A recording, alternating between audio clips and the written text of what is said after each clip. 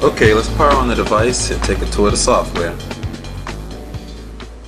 I've also updated it to the latest firmware, which is 4.7.0.75, which was released by Verizon this past Friday, which supposedly fixes some glitches from the initial software release. So I'm doing my review based off of that. And when you turn it on, you're presented here with your desktop with 8 quick shortcut icons, which are customizable, and the main screen here with your date and time and stuff. And the screen is one big button basically, so when you touch the screen, you actually highlight over each icon, but until you actually click the screen down, it won't choose that option. So for example, if you click on the desktop right here, it brings up the entire full main menu, and you just scroll with your finger up and down to choose different options. You can also get to that same main menu by rotating it to the side. You rotate it back, it brings you back to the main desktop. So let's go through a few applications here. We'll start off with the phone application, which is really no different from the traditional Blackberry phone application. Works in the same sense. It's just been updated with a touch UI interface. So presented here with nice big buttons to click on to dial the numbers. If you go up here, it's your call log, and if you click this icon here on the right, it's where you get your contacts from. And just to show you what it looks like when you dial a call, if you hold the one down for voicemail, and when you're in a call, you have 4 bigger buttons here that give you speaker, mute, flash, add a participant, and you have other icons down here such as writing a note and going back to the main dial pad. So that's the phone application in a nutshell. It's not really any different than from the ones from the older Blackberries. It's just been updated with a touch UI. Next thing we'll go into is messaging. So when you actually click on any of the messages here, you can scroll up and down. When you click on a message, you can scroll up and down here as well to read the message. You can rotate to the side to get a landscape view of it as well. Only real difference here is that from out of the other ones is that you can scroll up and down with your finger. The kind of the UI around the email is similar to the recent 4.5 update. And when you want to compose a message, you just need to click down here in this compose icon to give you a list of options. We'll do SMS. And when you present it at this main screen here, the first screen, if you have it in portrait mode like this, you'll get the shirt type keyboard similar to the Blackberry Pearl. You turn it to the side here, you get the full QWERTY keyboard. Now, biggest thing about the keyboard is how it's type.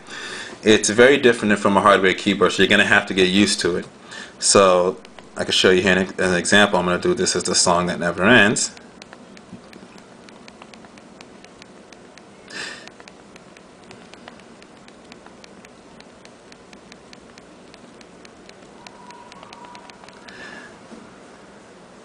And I don't know if you can see this clearly or not. I typed this as the song that never ends. Yes, it goes on and on, my friend. It did have quite a few mistakes in there, so it does take some time to get used to the keyboard. You're going to have to kind of reteach yourself how to use it. So if you try to type on it like it's a regular hardware keyboard, you're really going to mess up. You got to kind of sit down and be patient with it and learn how to type on it the way they have in this new Blackberry. It also has some good predictive correction, so you should be okay. It's just going to take some time to learn. And that's messaging pretty much in a nutshell. It also supports HTML email as well. So we'll go ahead and turn into the main menu here, show another app, which is the media application here. And when you hit media, you have your choices between music, videos, ringtones, pictures, and voice notes. If you click on pictures, we'll click on sample pictures here. And when the pictures load up, you click on one, it brings it to a full screen. If you turn it on landscape mode, it'll adjust the orientation. And the nice thing about it is if you want to go to the next picture, you just have to slide your finger to the left and to the right. There's a little bit of a lag at first, but it's not too bad. Eventually it catches itself up. And that's basically your photos there. Next we'll go into the music application here. Music's pretty much the same way. You can choose the songs you want. When you click the songs you want to listen to, you get the album art, the song starts to play. If you tap the screen, which I found this to be a little bit buggy, when you tap the screen up, the track mark is supposed to show up, so you can drag further along to the side, but I found that kind of be buggy in the application. So hopefully another update will fix that. But that's basically the media application. Another application to show is the application center itself. When you click on that, you get an example of what it's going to be like. We're not going to get the full one until March sometime. So you have a few examples here between Facebook, Windows Live, Google Talk, and stuff like that. And when you want to install an application, just click on it and you click install. It actually opens up the regular Blackberry web browser to go to the download page for it.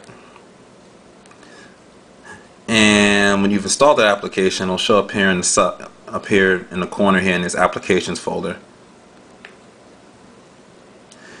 And I can show you one quick update in the games. Everybody's favorite Brick Breaker has gotten sort of what I like to call an HD upgrade in the looks department. Same great game, new graphics.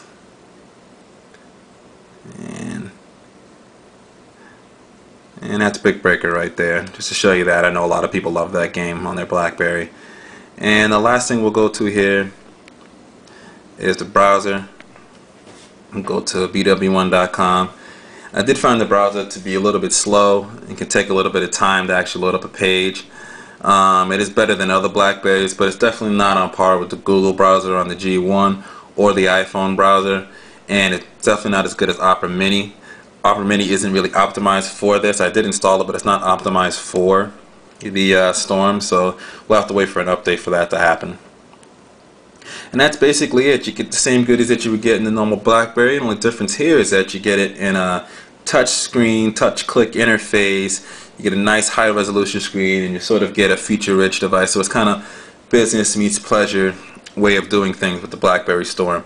All in all, I have to say that this is RIM's best Blackberry that they've released. This is also the first touchscreen Blackberry they've released, so it's one of those things you got to give it a second or third try before it becomes really perfect. Similar to the iPhone, where it took the iPhone 3G before really people started to start to jump on it even more. Although it's not perfect, it's definitely an improvement. It's going to be the same thing with the Blackberry Storm. The only thing I really would bash is I didn't really like how they launched the device and limited supply, and it kind of seemed they did that because I guess they knew that these glitches were in the software, and they, instead of pulling back the launch, they decided to launch it in limited supply, then let the glitches be out there. Now that's going to damage, you know, your reviews, and people might decide to back off from it even though there's a software update. So I definitely thought this review is pretty much release is pretty much botched. So hopefully it'll do better in the next time they decide to release a device of this magnitude. But other than that, it's a great Blackberry. It's definitely for people that are looking for sort of, you know, fun to meets business and stuff like that. If you're used to a hardware keyboard and really dedicated to that, this isn't the device for you. If you think you can adjust, this is definitely one way to go. So this is BWOne from BWOne.com giving you my review of the Blackberry Storm and reminding you to live your tech world in high definition.